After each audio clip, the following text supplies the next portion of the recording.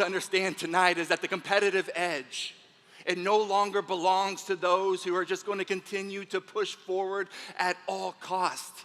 You see, the competitive edge is going to belong to those who can become somebody that can hold it all differently, who can hold the complexity of our life without collapsing, who can move through the pressure of today without losing their presence, who can look into the face of tomorrow's uncertainty without coming undone. This is the heartbeat of the inner advantage. And while it does not remove the pressure from your life, you see it changes. It changes how you carry it. And that changes everything.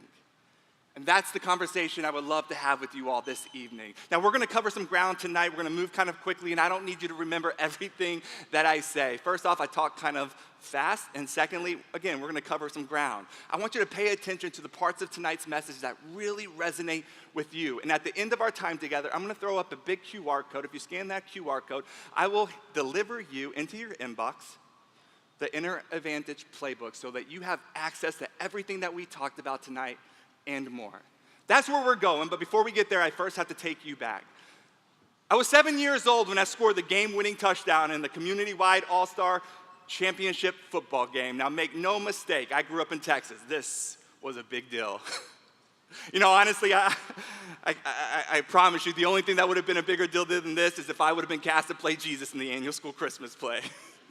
But this was a close runner-up, and I'll never forget, after scoring this touchdown, I'm scanning the sideline. I'm looking for my biggest fan. Anybody guess who that is? My mom.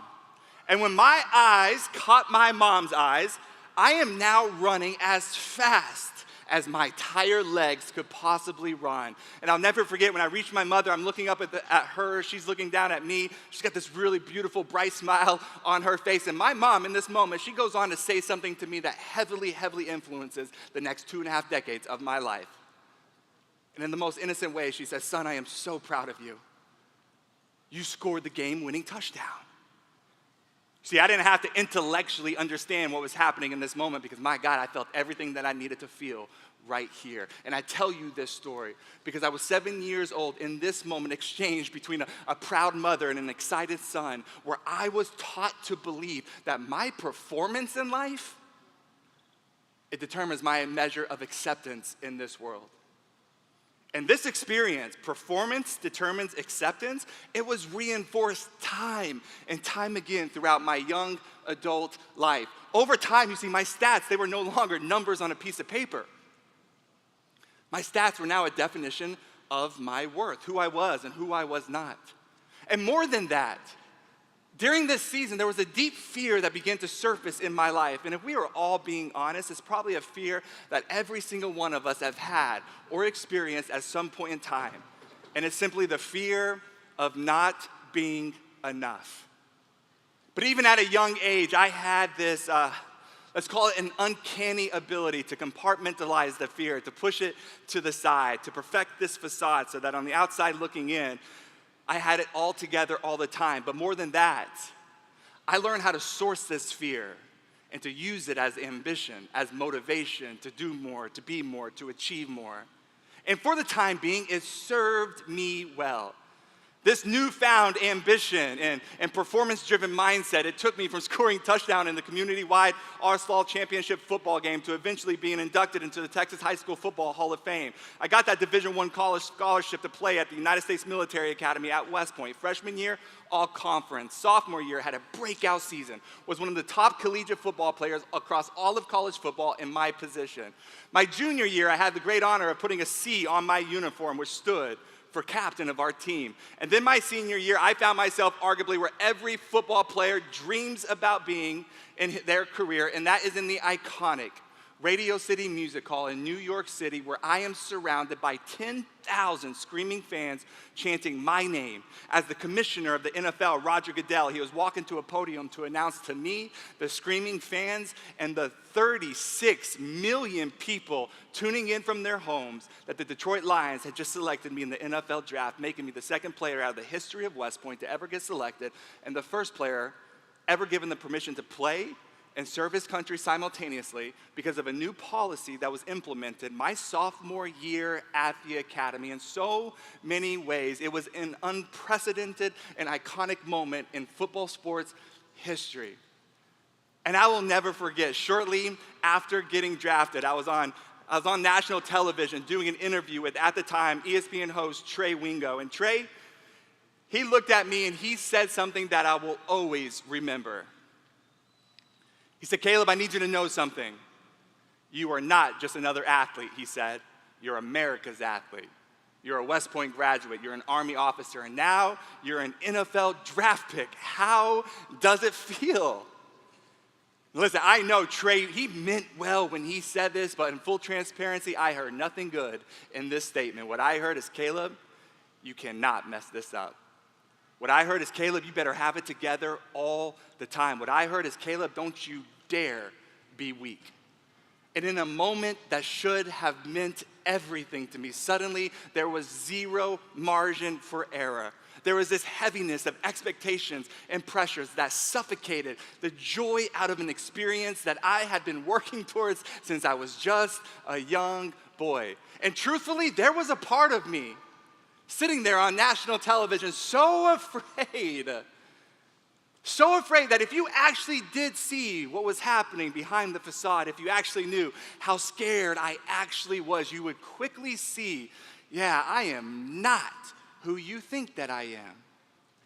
But I did what I've been doing since I was just a young boy, compartmentalizing the fear, pushing it to the side, and perfecting this facade so that on the outside looking in, you saw someone that had it together all the time. You saw America's athlete, even though that was the furthest thing from my truth. But you see, I did it because that's what I thought leaders are supposed to do. And it never fails. Every time I tell this part of my story, I always come across leaders, young and old, who have had this same exact experience in their own unique way. It's like you reach that new milestone, you reach that next level of success, you accomplish the goal, whatever it might be. But what most people don't talk about is oftentimes that success that we work so tirelessly for, it often comes with a greater standard. And sometimes that standard, it can be full of fear. It can be full of pressure. It can be full of insecurity and self-doubt. And if we don't know how to use those discomfort as a catalyst for expansion, sometimes the success that we work tirelessly for, it doesn't honor us as much as it begins to haunt us. And that is exactly what would happen to me. Now, I will always remember this moment, but a moment that I will remember undoubtedly even more is what happened just a couple hours later, when I found myself back at West Point. As you can imagine, I was exhausted from the day. I wanted nothing more but just to lay my head down on the pillow and to fall asleep. And now, for the first time that day, since all of the camera crews, they were gone, all of the screaming fans, they went home, all of the reporters, they stopped asking their questions. For the first time that day, I was finally left alone with the silence of my own thoughts. And as my head hit the pillow, I started to replay the day in my mind's eye, going from moment to moment to moment. And as I'm replaying that day in my mind's eye, it's like I'm recognizing the magnitude of what just took place. 36 million people just watched my story unfold on national television. And at the same time, there's a part of me that's also realizing that nothing in me is excited. I'm terrified. All I can think about is, what if I'm not enough? What if I don't have what it takes? What if I fell? And as I was laying there that night, my heart, it began to pound so viciously in my chest. I could feel it thudding in my ears. My hands, they began to shake. My chest tightened. My breath began to shorten. I had no idea what was happening. I leaned up to try to catch my breath, to gain my composure, but my vision, it was so disoriented. I felt so confused and out of place. And this entire time, there was this persistent ringing noise in the very deepest parts of my ear, growing louder by the second. Honestly, I thought I was having a heart attack. Out of a state of confusion and desperation, I rolled off of my bed. I crawled out of my room, across the hallway, into the men's locker room, where I had just enough energy to turn on a shower, and I laid under that rushing water for the next 2-3 minutes, but my God, it felt like 2 to 3 hours. Again, I thought I was having a heart attack, but what I know to be true now is I was just experiencing my first of many to come panic attacks. And it never fails. Every time I think about this story or I tell this story, it is so clear to me, like this is the universe's way of, I don't know, holding up a big metaphorical neon sign saying, hey, Caleb, I need you to do life a little bit differently. Hey, Caleb, I need you to slow down and maybe even ask for help. Hey, Caleb, I need you to be brave and invite in another person to see the real you, to see what's actually going on in your life. But deep down, like I knew that to do that, that would require a level of authenticity and vulnerability. That would require allowing people to see the real me. And if they see the real me, they will quickly see that, yeah, I am not who they think that I am. And my entire identity is hinging on my ability to be America's athlete. So this didn't seem like an option. So I did what I've been doing since I was just a young boy, compartmentalizing the fear and pushing it to the side and moving forward. And as you can imagine, that pressure, it built and built and built, and it started to come out sideways, affecting my performance, affecting my ability to make plays on the field, to connect with teammates off of the field. It affected my ability to enjoy my life. And I knew it was just a matter of time before I would get cut and my dreams of being in the NFL would be over before it ever started.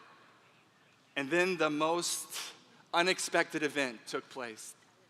The day I was scheduled to sign my first NFL contract, receive a signing bonus check.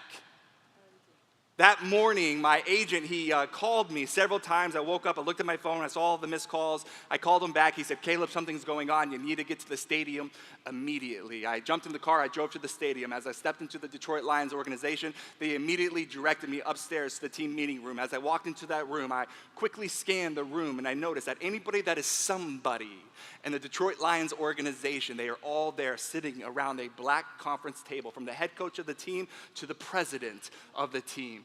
And in the middle of that conference table was a black phone. And as I stepped up to that table, I pulled out a seat, I sat down, I heard a voice emerge from that phone. And the voice belonged to a government official from the Department of Defense. And he said, hey, Caleb. Yes, sir? Hey, you know that policy that we signed your sophomore year that was allowing you to play and serve simultaneously?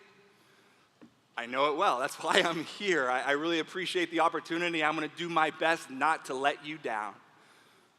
Well, listen, you don't have to worry about that because 2 weeks ago, we decided to rescind that policy. That policy, effective immediately, no longer exists. So you are hereby ordered to return back to active duty immediately, today. And we actually rewrote a new policy. And under this new policy, after serving your country for 2 years, if you can get a new NFL contract and the permission from your commanding officer, you can then make your way back to the NFL. Any questions?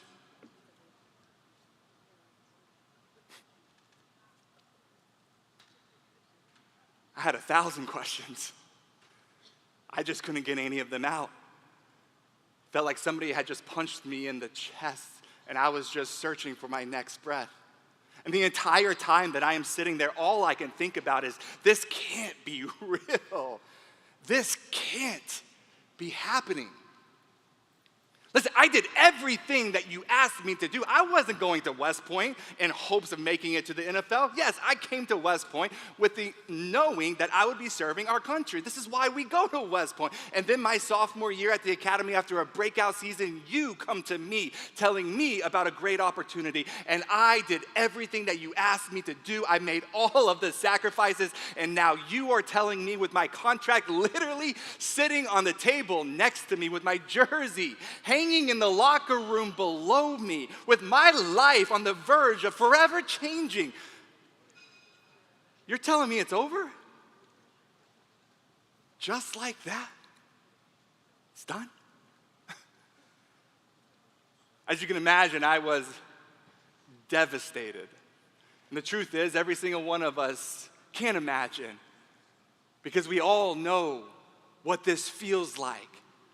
Yeah, maybe you didn't have an NFL contract pulled from you moments before getting ready to sign it, but every single one of us, we've all had moments in life where what we expected, we didn't get.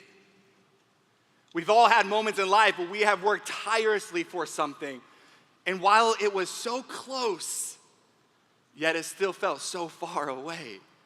Honestly, I don't know what that moment is for you, but I do know that when we are in the middle of those moments in life, when it feels like the floor beneath us just falls out from under us, I know that it can feel like life is actively working against you.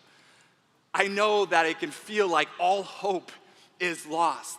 But you see, what I couldn't see then and what I see so clearly now and what I hope you're able to see tonight is what I thought was an end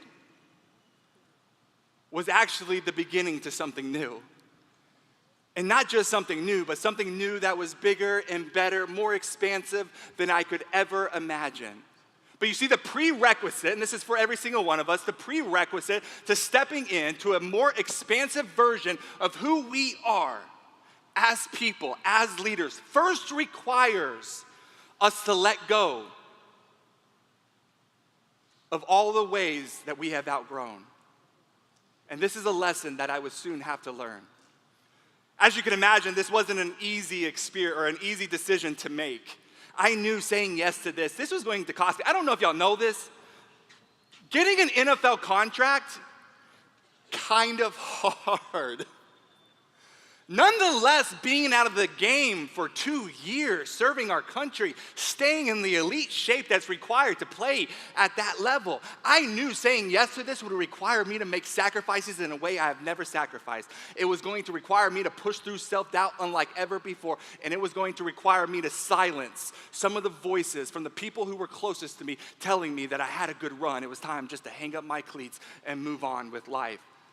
This wasn't an easy decision to make, but after taking some time, I decided that I wanted to give it a shot. For the next 2 years, I had 5 a.m. PT sessions with my unit. I had military classroom work all through the morning.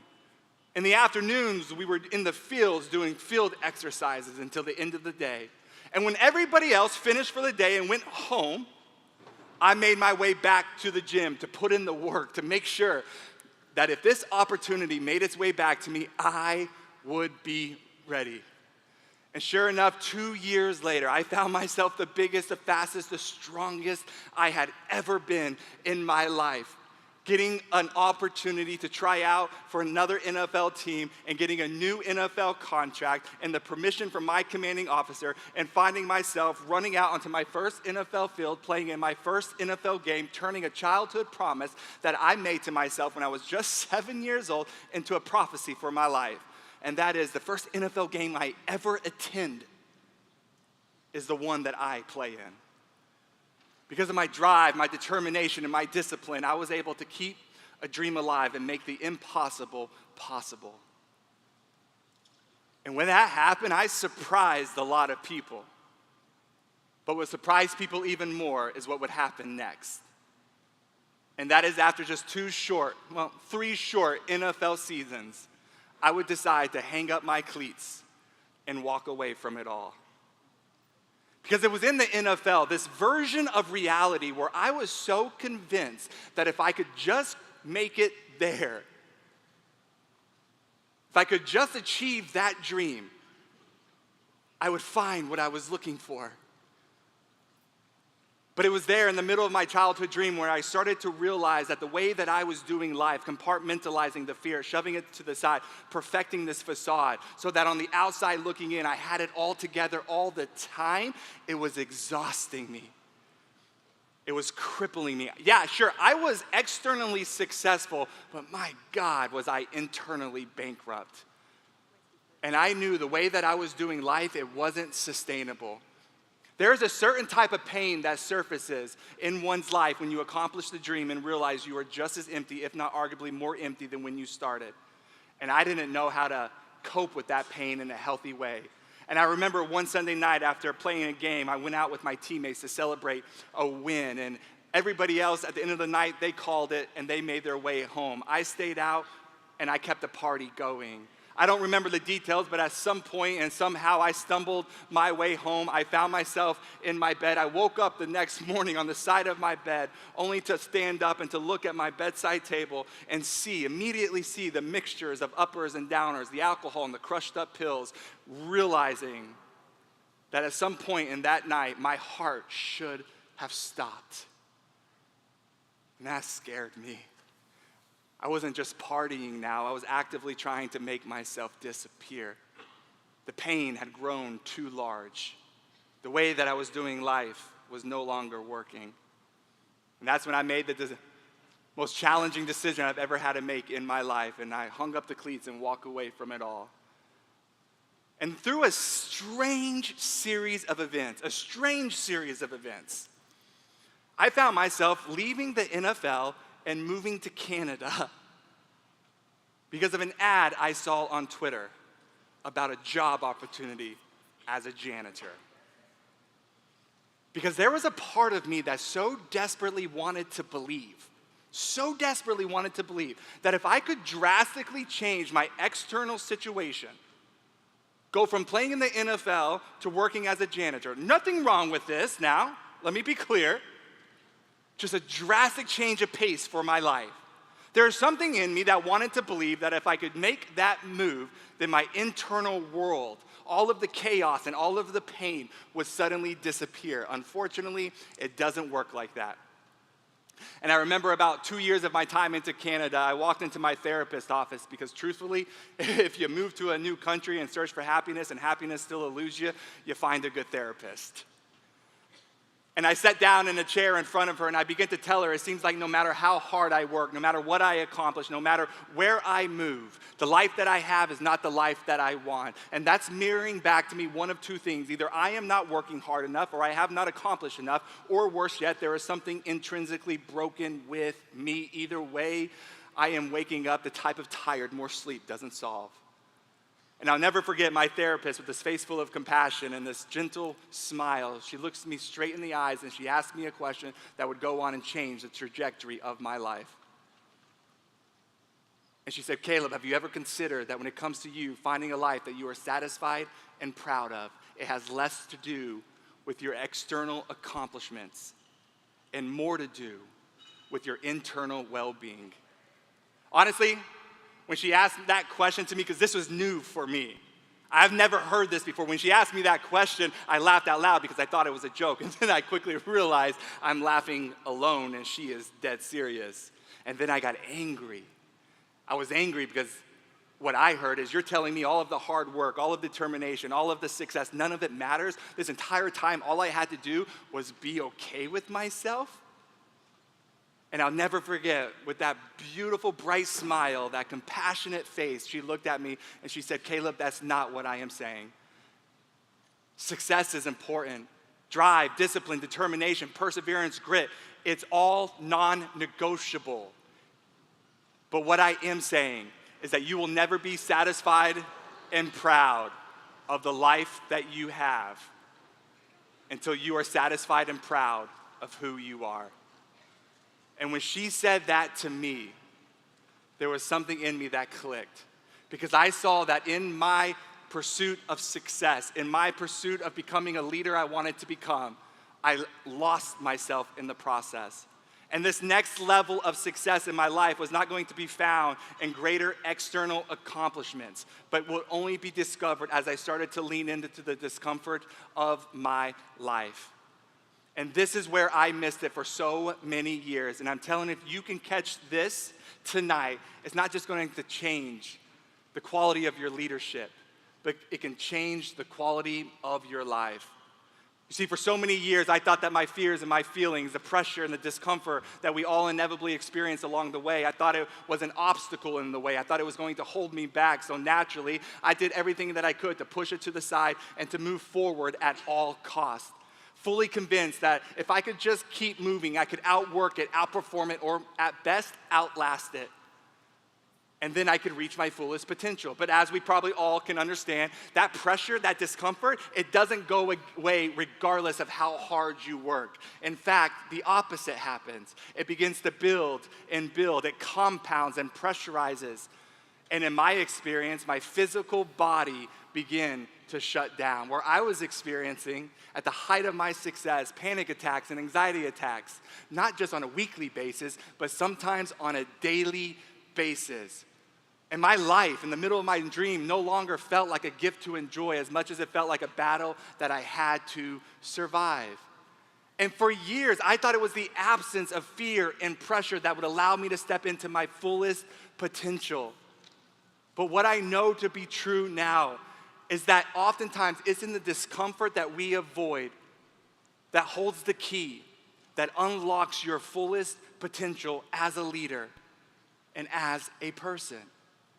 Meaning our fears and the pressure that we experience, they're not obstacles in the way, they are the way. It's in the moments of discomfort where you're actually afraid of using your voice and speaking up out of the fear of what other people might think. It's in the moments of discomfort where you are afraid of dropping the facade and the pretenses that you are being buried behind and allowing another person to see the real you out of the fear of what they might see. It's in the discomfort where you are afraid of asking for help because you've been taught that that is the antithesis of strength. Your fullest potential lives in the moments when fear is screaming the loudest, when self-doubt is whispering, once again, that you are not enough, when the stress and the pressure of life and your leadership journey are weighing you down. Your fullest potential lives in those moments. But the only way that you can extract that potential is if you slow down, drop the facades, stop pretending, and get radically real. So the big question is, how do we do it? In a world that refuses to slow down, where the pressures and the demands are only going to grow heavier in your life, how do we do it differently? Can we do it differently? I believe we can. It was about this time in my life in Canada where I had a mentor who suggested that because I was so used to carrying a notebook in my life, that he recommended that I carry a notebook and I use it as a tool to write down any discomfort that I'm feeling. I had years of experience avoiding discomfort in the pursuit of success, and now it was time for me to become more present with my discomfort and to grow into a more expansive version of who I am. So I took this notebook with me everywhere I went. Notebook after notebook after notebook, filling it up with all of the fears that would surface in my daily life. And I mean, I took it everywhere. It did not matter if I was driving down the interstate. Some fear would surface, I would pull over on the side of the road and I would write it down. If I was in the grocery store going down the cereal aisle, which honestly still today stresses me out, I would stop what I was doing and I would write it down. I kid you not, a few years later, I was living in Los Angeles and I was going on a first date with a woman who, when I first met her, I suddenly believed in love at first sight. Unfortunately, she didn't feel the same way. So I knew when I got her to say yes to go on a date with me, I knew that I was going to have to knock it out of the park. It didn't take long for me on this first date, out of sheer nerves, to start tanking it. You know, I started to say all of the wrong things and I started to really bury myself in a hole. And I knew it was just a matter of time before she would get up and walk away and the date would be over and I would never hear from her again. And in fact, she did get up. Thank God she was going to the bathroom. And as she was in the bathroom, I take out this notebook and I start writing down all of the thoughts that are racing through my head, the fear and the insecurity that is just crippling me in this moment. And as I was writing in this notebook, I didn't see her returning to the table, and she sat down and she clearly saw what I was doing. And I had a choice to make. I could either hide the notebook really quick and make it very awkward and change the subject, or I could, for the first time that night, embody a little bit of authenticity and invite her into a very vulnerable experience of my life. And at this point in the day, I realized I had nothing to lose. Let's go with the latter. I opened up and I invited her into that part of my story. And still today, that second half of that date and that conversation that I had is arguably the most memorable conversation that I've ever had in my life. And she didn't just love it so much where she said yes to a second date or a third date or a fourth date, but she said yes to the ultimate date. My wife and I, we just celebrated 5 years of marriage, and we have 2 beautiful kids. And my son is still mad at me. My son is still mad at me for this picture, photo shoot that we had to take. The moral of the story is, and some of you all might want to take notes here, if you're looking for love, just be more honest about what you're feeling. It only cost me $10,000 in therapy fees, and I give it to you for free. But it's through this filling notebook, I remember I was going through this notebook after notebook after notebook, and I started to see that there was a pattern that was emerging from my life. It was in the moments when I felt the most vulnerable, the moments when I felt the most afraid. Those were the moments that were becoming the catalyst for me to step into my fullest potential as a man, as a leader, and as a person. Not in spite of it, but because of it. And I call these moments their expanders. The expanders are the moments in life that take you to the edge, not to take you out, but to call something greater out of you. And as I was going through expander after expander after expander, I was realizing I was doing 3 simple things to take life's inevitable pressures and to turn them into a pathway leading us to something greater. And this has become the heartbeat of the inner advantage. First thing I did was I was recognizing the expander, then I was reframing it. And then last but not least, I was responding to it. Now real quick, recognize the expander. This is where it all starts. Life is continuously offering every single one of us invitations to expand in life. It's not short of stress and pressure. But because we all have full plates, because we have 2 to-do lists that are way too long, oftentimes what we do is we just bulldoze our way through life, ignoring the opportunity to expand. And while we might be aware of the stress, the pressure, the fear, we're not recognizing it. And the simplest way that you can recognize it is by asking 2 questions, what and why. I want you to think about this right now. What's the discomfort in your own life right now that you are avoiding? Maybe it's having a hard conversation with a friend or a hard conversation with your parents. Maybe it's the discomfort of speaking your truth in a group of people who you are afraid might not accept you for who you truly are. Maybe that discomfort is leaning more into your faith and no longer shying away from it. Whatever that discomfort is, that's your greatest opportunity for growth. And then why? What's the underlying fear beneath that discomfort? At some point, we have to realize that our fullest potential is not solely discovered through greater external measures of success, but is only uncovered through deeper internal growth. And those 2 questions, if you are brave enough and courageous enough, will lead you into the growth that will expand your life, not just as a leader, but as a person. And then once we ask what and why, for me personally, it was the discomfort of allowing another person to see the real me, constantly living behind this facade of having it together all the time.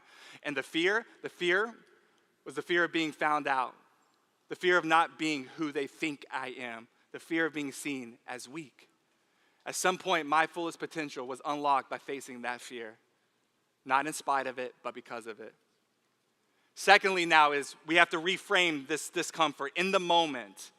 How many of you, by a show of hands, be a little brave tonight, this isn't a hard question, how many of you, by a show of hands, would say in the last 2 weeks you've had a moment of discomfort in your life?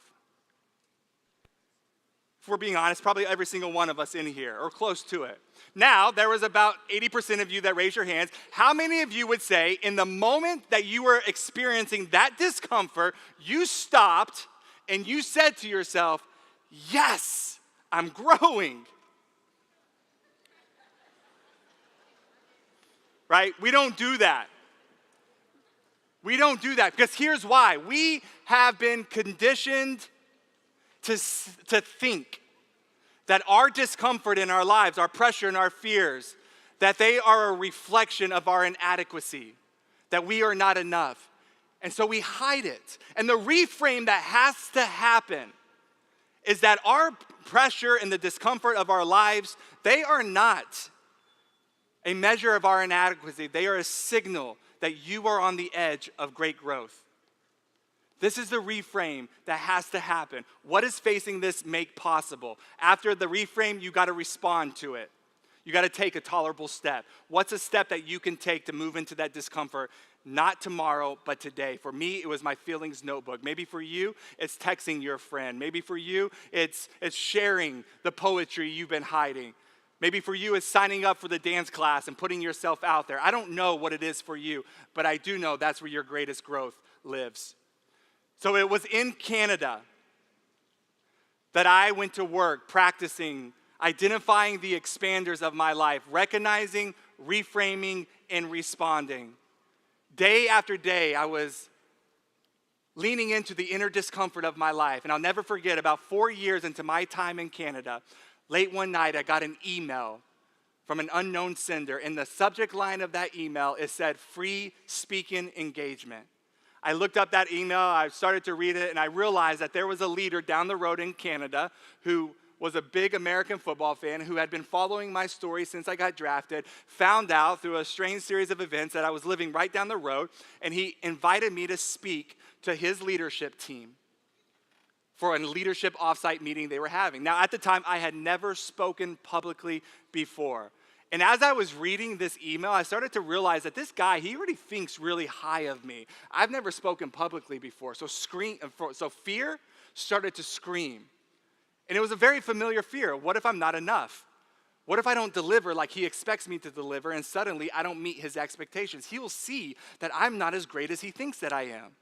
And in real time, as I am responding to this email, telling him, thanks but no thanks, I realized that this was an expander moment.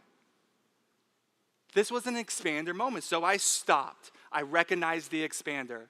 I reframed it. Sure, I might bomb. But what if it goes really great? What could facing this make possible? What kind of doors could it maybe open up? And then I responded. I sent him an email and simply said when and where.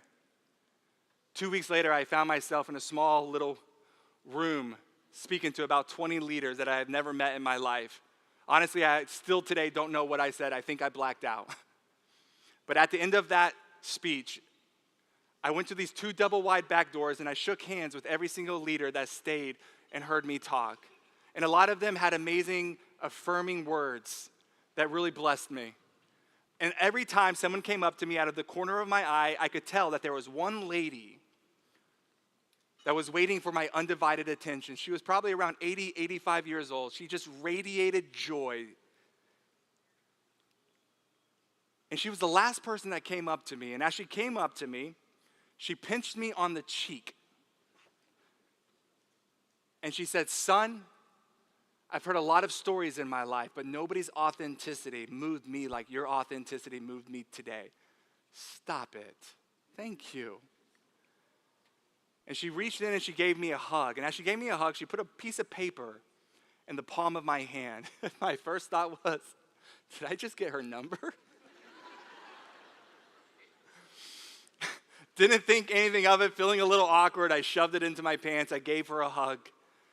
Said goodbye to the leader who invited me to speak to his team.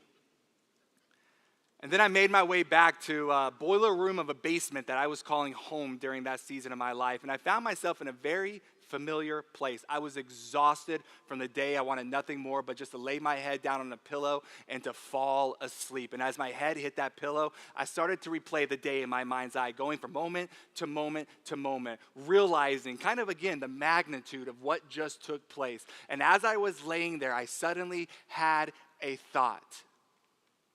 I remember that lady, she gave me a piece of paper. So I reach into my pocket, I pull out this piece of paper. As I'm laying there on my back, I'm looking up into the light. I start unfolding this crumpled up piece of paper, and I start to realize, no, she did not write me her number. But it was a check. And she did write me a check for $10,000. Yeah. The money was amazing. The money was amazing. But what changed my life was not the money. What changed my life is what she wrote on the memo line of that check. And she wrote, "Don't stop telling your story." And I've never stopped since. And as I look back, what is so clear to me is that I went from panic attacks to purpose by facing the inner discomfort of my life. All of the fears, all of the pressure, all of the mistakes, all of the vulnerability, all of the pain, all of the setbacks, they weren't happening to me as much as they were happening for me. They were the greatest opportunities for me to expand what's possible in my life. And the same goes for you. When you leave these next few days together and you all go back to your regular scheduled life, I can guarantee you it won't be long until fear hits you, until insecurity grabs hold of you, until self-doubt starts to weigh you down. But if you are willing to recognize the expander, reframe it as an opportunity for growth, and to respond by leaning into that discomfort, the very moments that you think are going to ruin you are going to be the moments that expand you into something greater. And most importantly, you will be transformed through it all. And that right there is the real win. Louisiana, you have been absolutely amazing. Thank you for your time, and I can't wait to see what you all do next. Thank you.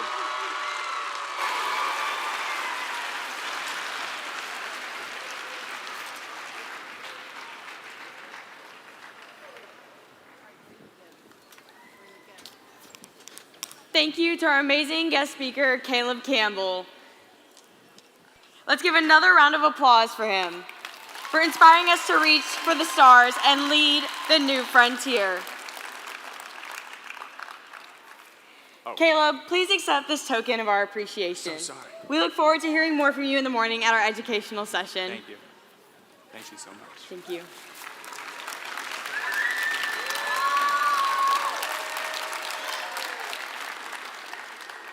The party will end at 10 p.m. tonight. Remember, curfew is 11 p.m. for all 4-H University participants in both hotel and residence halls. No youth participant should be in the concourse area or seated in the sections above the 100 level during the party. Agents, please report to your agent assignments. All right, 4-Hers, the moment you've all been waiting for. It's time to switch into launch mode. You've met the leaders, you've seen the region shine, and now we're here to celebrate you. As a part of our launch party, we're excited to have the Peyton Falgout Band and the amazing Bacon Hooper and Stilt Walker joining us tonight.